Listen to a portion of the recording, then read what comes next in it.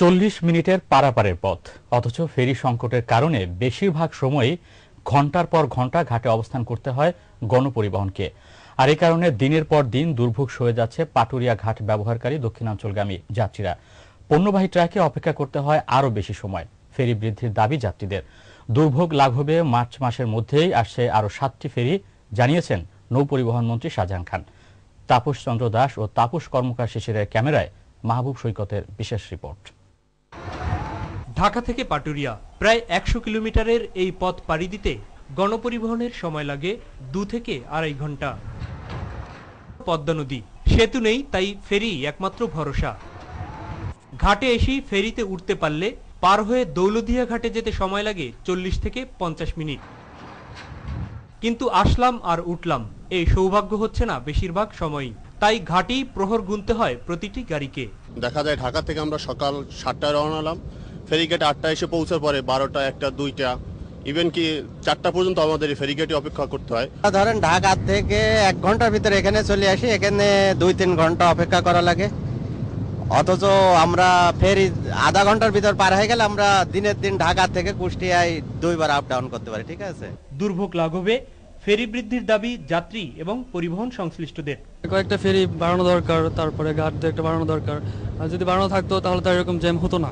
যাতে আরো বেশি ফেরি বৃদ্ধি করা হয়, এজন্য আমাদের দক্ষিণবাসী সকলের প্রত্যাশা। পরিবহন এবং যাত্রীদের কষ্ট লাঘবে মার্চ মাসের মধ্যেই বহরে আরো 7টি ফেরি যুক্ত হচ্ছে বলে জানান নৌ পরিবহন মন্ত্রী শাহজাহান খান। 72 সাল থেকে শুরু করে এই 38 বছরে ফেরি ক্রয় করা হয়েছিল 20টি। গত মেয়াদে আমরা 7টা নামিয়েছিলাম, আমরা মার্চের মধ্যে নামাতে পারবো আরো 7টি। তবে আশ্বাসের যথাযথ বাস্তবায়ন চায় যাত্রীরা। তাই এ অবস্থা উত্তরণে ঊর্ধ্বতন কর্তৃপক্ষ অনতিবিলম্বে ব্যবস্থা নেবেন, এমনটাই প্রত্যাশা হচ্ছে দেশবাসীর। দৌলতদিয়া পাটুরিয়া ফেরিঘাট থেকে মাহবুব সৈকত, মাই টিভি। 40 মিনিটের পারাপারের পথ, অথচ ফেরি সংকটের কারণে বেশিরভাগ সময়ই ঘন্টার পর ঘন্টা ঘাটে অবস্থান করতে হয় গণপরিবহনকে। আর এই কারণে দিনের পর দিন দুর্ভোগ সয়ে যাচ্ছে পাটুরিয়া ঘাট ব্যবহারকারী দক্ষিণাঞ্চলগামী যাত্রীরা। পণ্যবাহী ট্রাকে অপেক্ষা করতে হয় আরও বেশি সময়। ফেরি বৃদ্ধির দাবি যাত্রীদের। দুর্ভোগ লাঘবে মার্চ মাসের মধ্যেই আসছে আরও 7টি ফেরি, জানিয়েছেন নৌপরিবহন মন্ত্রী শাহজাহান খান। তাপস চন্দ্র দাস ও তাপস কর্মকার শিশিরের ক্যামেরায় মাহবুব সৈকতের বিশেষ রিপোর্ট।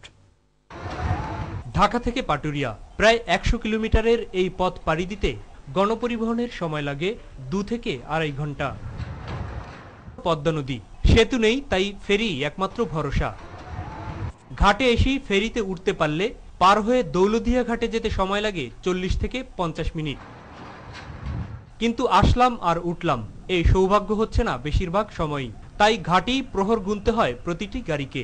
দেখা যায় ঢাকা থেকে আমরা সকাল 7টায় রওনা হলাম, ফেরিঘাটে 8টায় এসে পৌঁছার পরে 12টা, 1টা, 2টা, ইভেন কি 4টা পর্যন্ত আমাদের ফেরিঘাটে অপেক্ষা করতে হয়। ধরেন ঢাকা থেকে 1 ঘন্টার ভিতরে এখানে চলে আসি, এখানে 2-3 ঘন্টা অপেক্ষা করা লাগে। অথচ আমরা ফেরি আধা ঘন্টার ভিতর পার হয়ে গেলে আমরা দিনের দিন ঢাকা থেকে কুষ্টিয়ায় 2 বার আপ ডাউন করতে পারি। ঠিক আছে, দুর্ভোগ লাঘবে ফেরি বৃদ্ধির দাবি যাত্রী এবং পরিবহন সংশ্লিষ্টদের। কয়েকটা ফেরি বাড়ানো দরকার, তারপরে ঘাট একটা বাড়ানো দরকার। আর যদি বাড়ানো থাকতো তাহলে তো এরকম জ্যাম হতো না। যাতে আরো বেশি ফেরি বৃদ্ধি করা হয়, এজন্য আমাদের দক্ষিণবাসী সকলের প্রত্যাশা।